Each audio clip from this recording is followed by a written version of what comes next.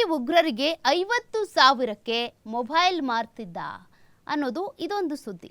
ಅಂದರೆ ನಿನ್ನೆ ಅಷ್ಟೇ ಎನ್ಐಎ ಅಧಿಕಾರಿಗಳು ಭರ್ಜರಿಯಾಗಿ ಬೇಟೆ ಮಾಡಿದ್ದಾರೆ. ಅಂದರೆ ಒಂದು ಪ್ರಕರಣಕ್ಕೆ ಸಂಬಂಧಪಟ್ಟಂತೆ ಶಂಕಿತ ಉಗ್ರರನ್ನು ಅರೆಸ್ಟ್ ಮಾಡಿದ್ದಾರೆ, ಮತ್ತಷ್ಟು ಮಾಹಿತಿಯನ್ನು ಪತ್ತೆ ಹಚ್ಚಿದ್ದಾರೆ.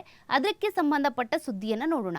ಪರಪ್ಪನ ಅಗ್ರಹಾರದ ಕೇಂದ್ರ ಕಾರಾಗೃಹದ ಮನೋವೈದ್ಯ ಡಾಕ್ಟರ್ ನಾಗರಾಜ್, ಜೈಲಿನಲ್ಲಿರುವಂಥ ಶಂಕಿತ ಉಗ್ರರು ಸೇರಿದಂತೆ ಕೈದಿಗಳಿಗೆ ಮೊಬೈಲ್ ಕೊಟ್ಟು 10ರಿಂದ 50,000ವರೆಗೂ ಕೂಡ ಹಣ ಪಡ್ಕೊಳ್ತಾ ಇದ್ರು ಅನ್ನೋದು ಗೊತ್ತಾಗಿದೆ.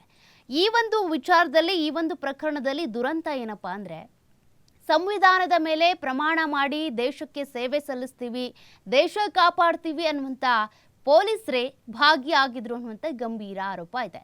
ಎಎಸ್ಐ ಚಾಂದ್ ಪಾಷಾ ಅನ್ನುವಂಥ ವ್ಯಕ್ತಿ, ಇವರ ವಿರುದ್ಧ ಕೂಡ ಅನೇಕ ಆರೋಪಗಳು ಕೇಳಿಬಂದಿವೆ. ಈ ಪ್ರಕರಣದಲ್ಲಿ 2008ರಲ್ಲಿ ಆಗಿದ್ದಂಥ ಸರಣಿ ಬಾಂಬ್ ಸ್ಫೋಟ ಏನಿದೆ ಬೆಂಗಳೂರಿನಲ್ಲಿ ಆಗಿತ್ತಲ್ಲ, ಆ ಪ್ರಕರಣಕ್ಕೆ ಸಂಬಂಧಪಟ್ಟಂತೆ ಎನ್ಐಎ ಅಧಿಕಾರಿಗಳು ತನಿಖೆ ನಡೆಸಿದಾಗ ಕೆಲವರು ಬಲೆಗೆ ಬಿದ್ದಿದ್ದಾರೆ, ಇನ್ನು ಕೆಲವರಿಗೆ ಬಲೆ ಬೀಸ್ತಾ ಇದ್ದಾರೆ. ಉಗ್ರರಿಗೆ ನೆರವು ನೀಡಿದ ಆರೋಪದಡಿ ಎನ್ಐಎ ಅಧಿಕಾರಿಗಳು ಮಂಗಳವಾರ ಬೆಂಗಳೂರು ನಗರ ಮತ್ತು ಕೋಲಾರದ 5 ಕಡೆ ದಾಳಿ ನಡೆಸಿದ್ರು. ಕೇಂದ್ರ ಕಾರಾಗೃಹದ ಮನೋವೈದ್ಯ doctor Nagaraj, CAR ASI Chand Pasha ಹಾಗೂ ಶಂಕಿತ ಉಗ್ರ ಜುನೈದ್ ಅಹಮದ್ನ ತಾಯಿ ಅನೀಸ್ ಫಾತಿಮಾಳನ್ನ ಬಂಧನ ಮಾಡಿದ್ದಾರೆ.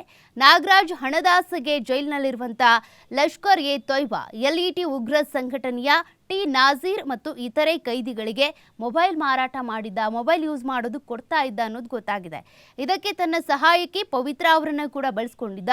2ರಿಂದ 3 ಸಾವಿರ ರೂಪಾಯಿ ಬೆಲೆಯ ಮೊಬೈಲ್ಗಳನ್ನು 10,000ದಿಂದ 50,000 ರೂಪಾಯಿವರೆಗೂ ಕೂಡ ಇಲ್ಲಿ ಮಾರಾಟ ಮಾಡ್ತಾ ಇದ್ದ, ಜೈಲಲ್ಲಿ ಮಾರಾಟ ಮಾಡ್ತಾ ಇದ್ದಿದ್ದು.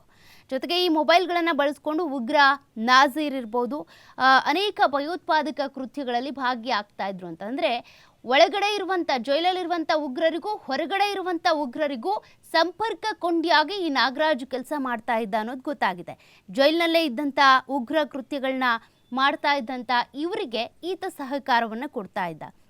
ಇನ್ನು ಸಿಸಿಬಿ ಪೊಲೀಸರು 2023ರಲ್ಲಿ ಸುಲ್ತಾನ್ ಪಾಳ್ಯ, ಭದ್ರಪ್ಪ ಲೇಔಟ್ ಸೇರಿದಂತೆ ವಿವಿಧೆಡೆ ದಾಳಿ ನಡೆಸಿ 5 ಶಂಕಿತರನ್ನ ಬಂಧಿಸಿದ್ರು. ಆರೋಪಿಗಳ ಮನೆಯಲ್ಲಿ ಗ್ರನೈಡ್, ಮದ್ದು ಗುಂಡುಗಳು ಸೇರಿದಂತೆ ಸ್ಫೋಟಕ ವಸ್ತುಗಳನ್ನು ಜಪ್ತಿ ಮಾಡಿಕೊಂಡಿದ್ರು. ತನಿಖೆ ಆರಂಭಿಸಿದ ಎನ್ಐಎ ಅಧಿಕಾರಿಗಳು ಲಷ್ಕರ್ನ ದಕ್ಷಿಣ ಭಾರತದ ಕಮಾಂಡರ್ ಕೇರಳದ ನಾಜೀರ್ನನ್ನು ಕೂಡ ಪತ್ತೆ ಹಚ್ಚಿದ್ರು. ಜೈಲಿನಿಂದಾನೇ ಉಗ್ರ ಕೃತ್ಯಗಳಿಗೆ ಸಂಚರಿಸಿದ್ರು ಅನ್ನೋದು ಕೂಡ ಗೊತ್ತಾಗಿದೆ.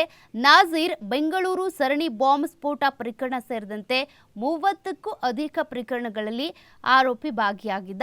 ಕೆಲ ಪ್ರಕರಣಗಳಲ್ಲಿ ಜೀವಾವಧಿ ಶಿಕ್ಷೆಗೆ ಗುರಿಯಾಗಿ ಪರಪ್ಪನ ಅಗ್ರಹಾರದ ಜೈಲಿನಲ್ಲಿದ್ದಾನೆ. ಅಂಥವನಿಗೆ ಇಂಥವರು ಸಹಾಯ ಮಾಡ್ತಾ ಇದ್ರು. ದೇಶವನ್ನು ಕಾಪಾಡ್ತೀನಿ ಅಂತ ಸಂವಿಧಾನದ ಮೇಲೆ ಪ್ರಮಾಣ ಮಾಡಿದವರು ಅಥವಾ